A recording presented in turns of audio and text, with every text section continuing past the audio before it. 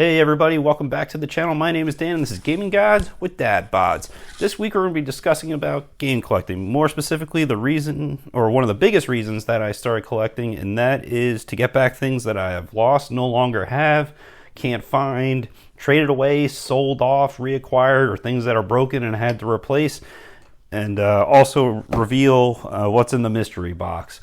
So let's get into it, and we're going to be starting off with my Sega Saturn. Alright, so the history behind my Sega Saturn is this. I got it for Christmas, I think 1996 or 97, whatever year that the N64 was going to be the hot ticket item, I got the Sega Saturn. My whole life up to that point been a Sega family, going all the way back to the Master System, and this was what was under the tree that year.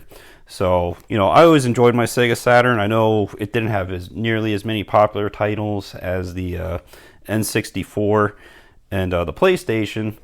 But the one reason that I haven't started collecting for this, but I should have started years ago and I kind of regret it, is that I have my console, I have my controllers, this thing works, but unfortunately I don't have the games anymore. I have no idea where they went. And if you remember the Sega Saturn, they had those big plastic jewel cases. They were really nice to look at, but I always hated having to slide them open, take them out. The plastic would stick, sometimes crack or break every time you opened up and took the game out.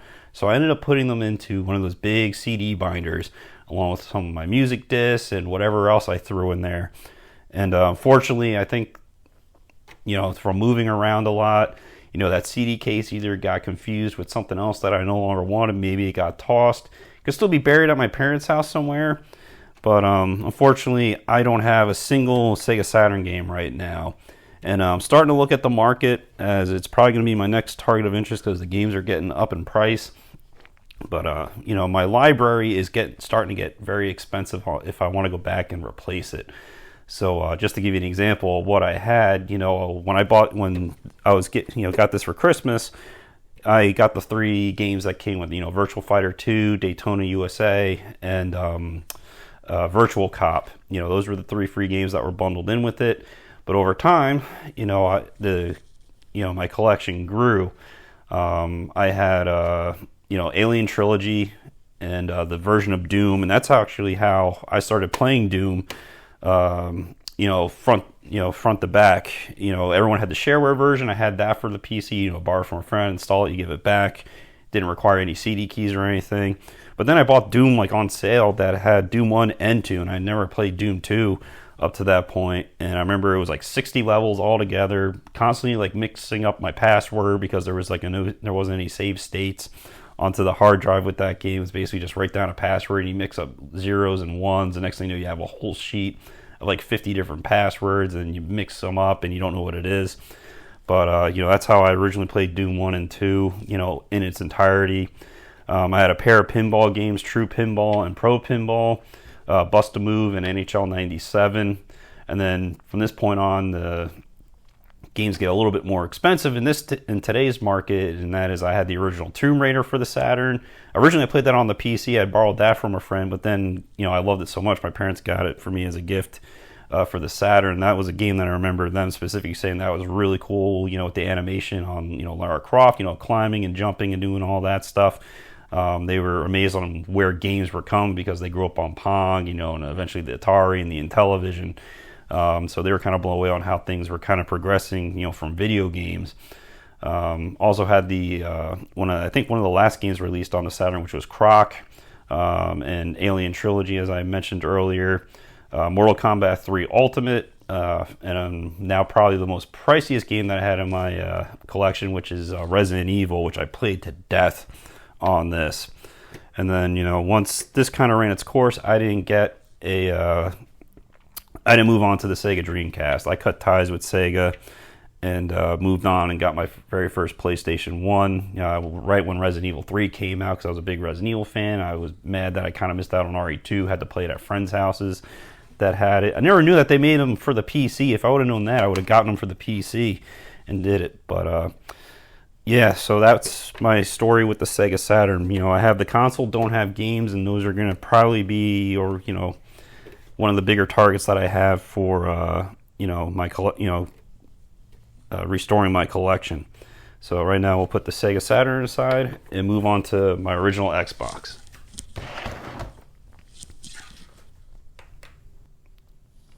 Alright, so this is my original Xbox here.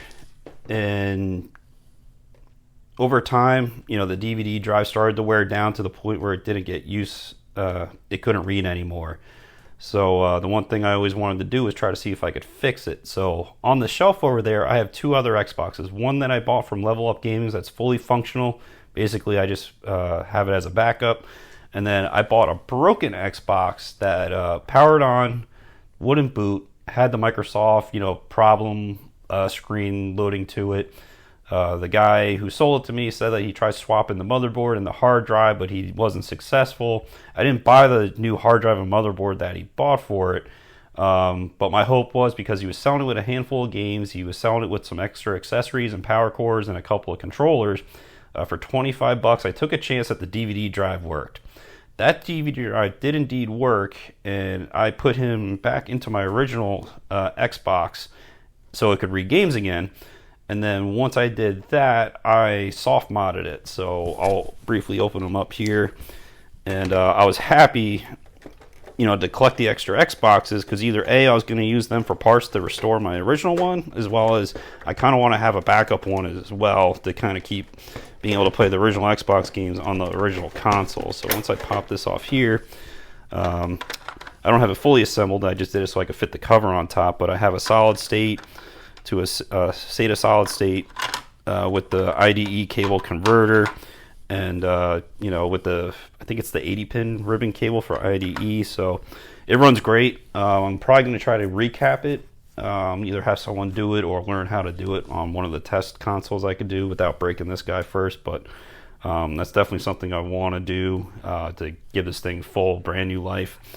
But now when I got the Xbox, I had a PlayStation 2, and I traded in my PS2 and all the games that I had for the PS2 at the time, along with my original PlayStation 1. So I thought I had purged everything, and then going through some stuff that my mom brought over that was still at her house, that was my belongings, I came across a memory card, which I can't find at the moment. I must have stashed it somewhere. But the only PlayStation game that probably survived what I call the Xbox purge, and that's Fear Effect. So it's cool that I actually found this, because this was a game that is starting to get a little pricey. It's like $40-$50 now. I don't have the manual, which is the only stinky part, but I have all 4 discs, and the case is in pretty decent shape. It's just dirty. If I cleaned it up, it'd probably look brand new, other than some small scratches. But yeah, basically freshman year of college, came home spring break. A good friend of mine said, like, hey, you got to come over, you got to play Halo. And I was like, Halo? I mean, come on, it's the Xbox. We're not Xbox. He's like, nope, I sold all my PlayStation stuff. Needless to say, he got off of work, and we must have played Halo campaign every single night while I was home for spring break. And I was hooked that summer, as we call it, Halo summer. We did a lot of landing, a lot of campaign on Legendary. We discovered Xbox Tunnel, and eventually XPC came out so you could play online with people, and that just blew the roof off, because Xbox Live wasn't around yet. But that's how I acquired my Xbox. Is I traded all my PlayStation stuff that I had, less Fear Effect, in order to acquire it. So just to kind of recap my point is, my Xbox DVD drive, my original one, broke or started to not work, so I bought others to restore that functionality back into my original Xbox. But in the cost of getting the original Xbox, I traded away all my PlayStation stuff. And then, just like anyone else, over time you trade away games. So I had to go back and reacquire Halo and Halo 2, because there's such big memories around that with my friends and my roommates playing Halo, LAN parties. Halo 2, obviously Xbox Live was huge. I played that to death. And then, a couple of games, that spent a lot of time with or were special. Right after I bought the Xbox, or traded everything in to get it, Buffy the Vampire Slayer came out. I was a big Buffy guy growing up in the 90s and the early 2000s. So it was cool when they made a game like this. I do have the sequel. I actually haven't played it. I only got that maybe a couple years back, and it's been sitting on the shelf. Just haven't made my rounds to do it. I really wanted to replay the original. Mortal Kombat Deadly Alliance. And I know it's not the best Mortal Kombat game in the entire series, but I remember for a while Mortal Kombat went stale. I felt when this game came out, it felt really good. It felt really good to play. You know, the combat system was awesome. The unlockables, a lot of behind the scenes learning about how the game was made. I really, really enjoyed this game. You know, I really like playing a Scorpion a lot, but then, you know, I mastered all the tutorials and learned to play all the characters. And I just remember playing a lot of this, you know, drunk. You know, basically you lose, you take a shot or a swig of beer, whatever we were doing. So like these four games basically were, you know, fun to go back and get and reacquire. And like I said, I haven't really played them all quite yet because I picked them up I think like last year, the year before, and they've just been sitting on the shelf. I haven't played a lot of them. And then a big one that originally I had on the PS2 that traded in, but I bought it when they re-released it on the Xbox, and that's Grand Theft Auto 3. I just have 3. I don't have Vice City. This was one that I got bundled in with the broken Xbox that I used to fix this guy. So that's basically my tale on how I got my Xbox. And then now we'll move on to the PS3 and the 360. That has a lot of history behind it too. Alright, so now we're going to be looking at the PS3 and the Xbox 360.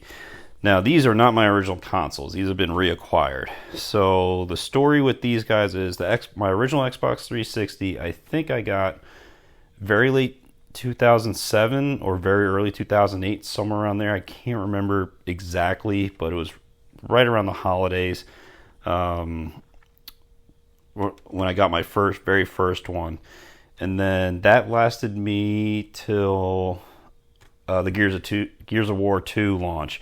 And funny enough, it red ringed on my birthday of that same year, and then I towel wrapped it once a month for maybe 2 months, and that worked. And then I had to do it every 2 weeks, and then right after Gears of War 2 officially launched, I basically had to replace it.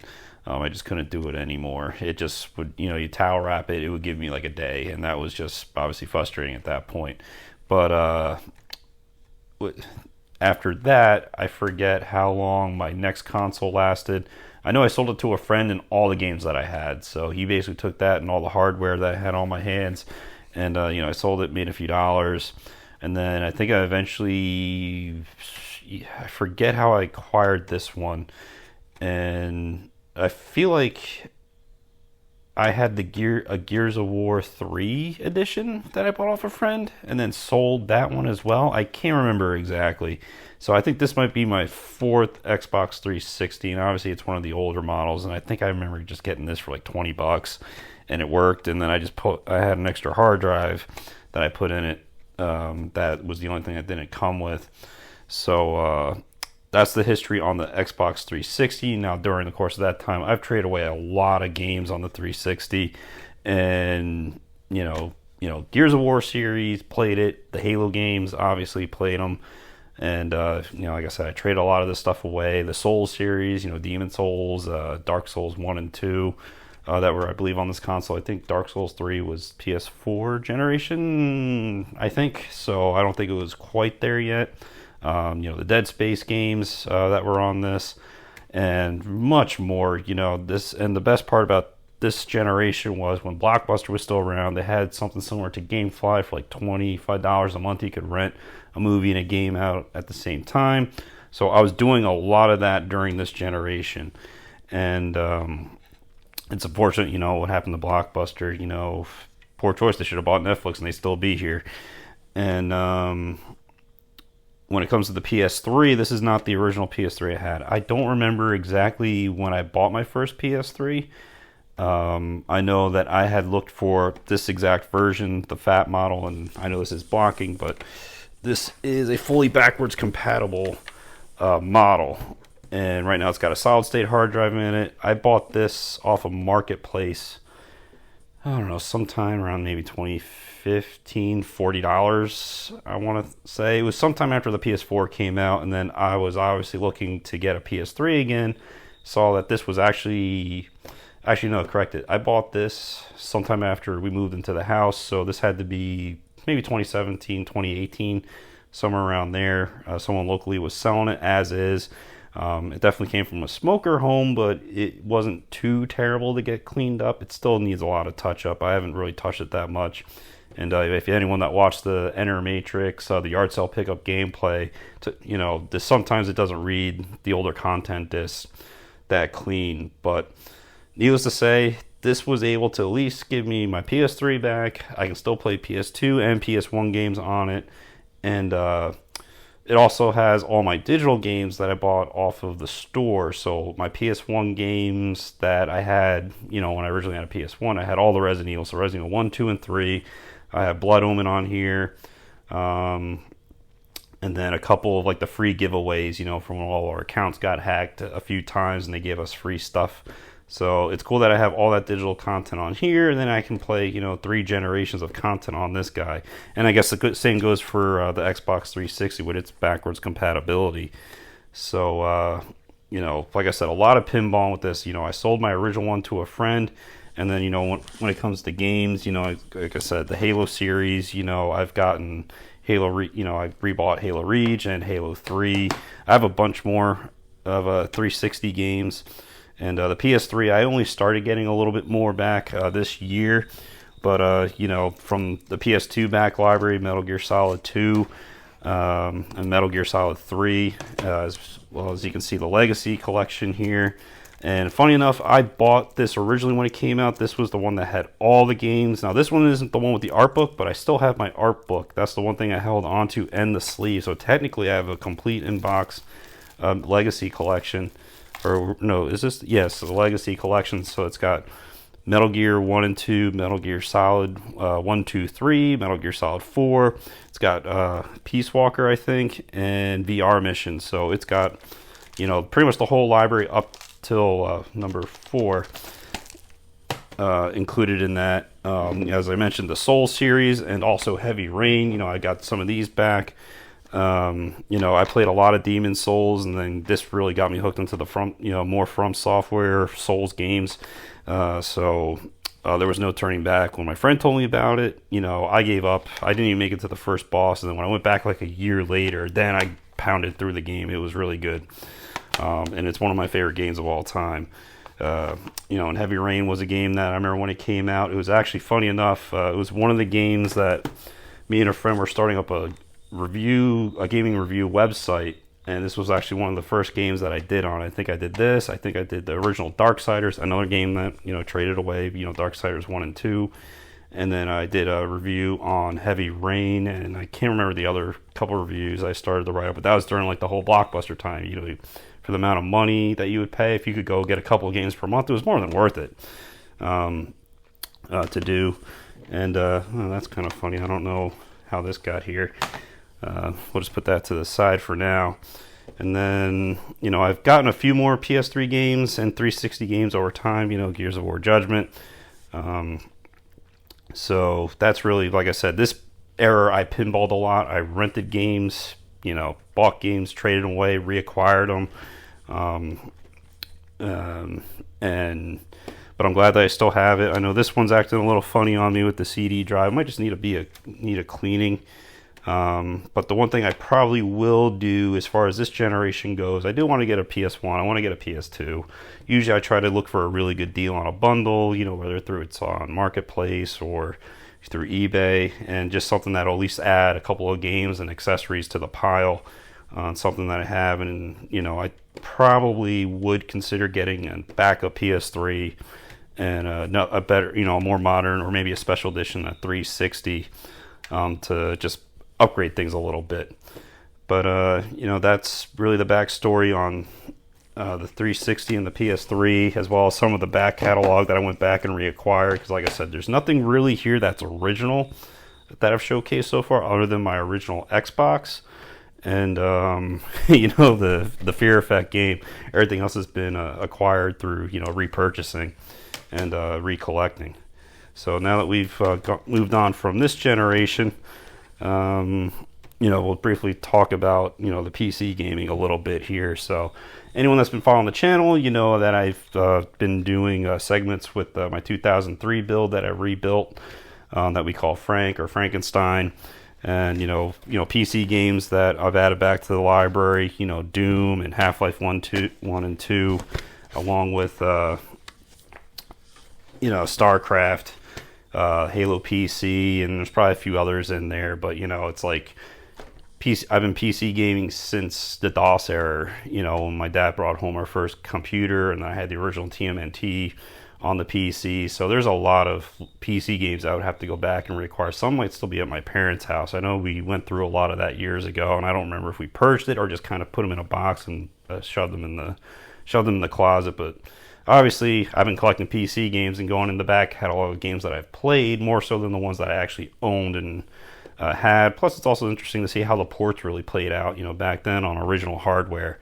So that's kind of the reason why I went back and got some of those big game lots at the start of the channel. And then now I guess it's time for the mystery box. And we'll see what in a moment here. I'm going to make some room and we'll be right back.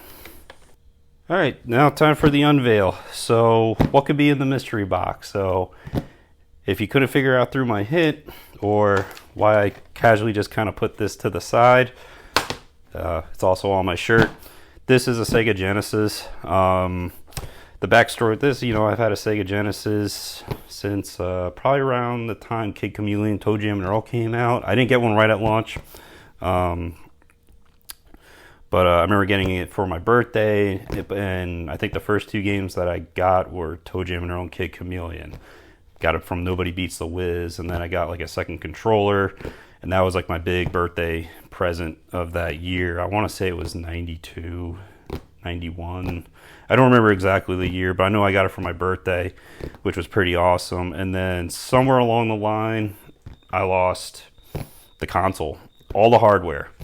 No idea where they all kind of went to, but fortunate enough, since obviously that's what's inside right now, we're going to open it up and take a peek. And I have another box over here, which is not stuff that I bought, it's stuff that I have. So I believe I got a Model 2. I had a Model 1. It's nicely packaged. Always like that. So I got this for a pretty good deal with some hardware and some games.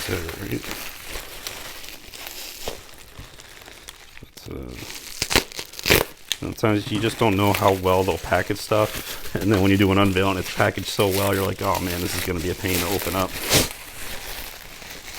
But there's my Model 2. It's actually really, some surface scratches, but it's in pretty good shape. It's very light. Wow. And then I got some games that came with it.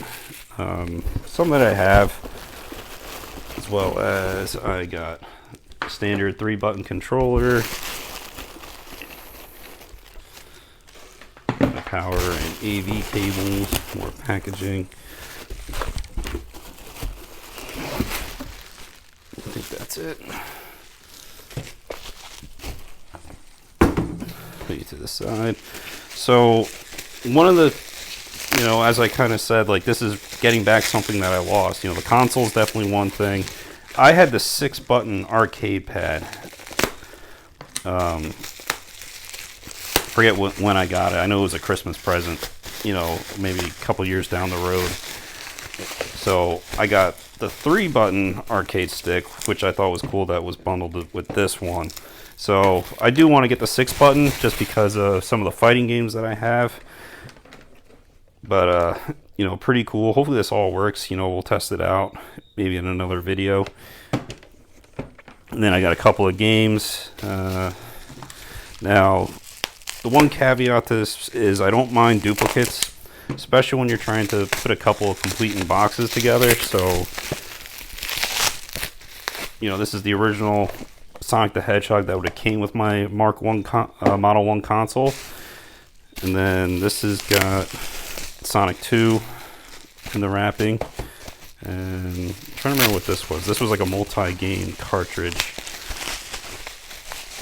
I think it's like Midway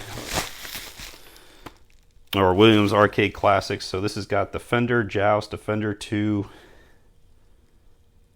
Swing Star, and Robotron. But came with that and a copy of Sonic 2.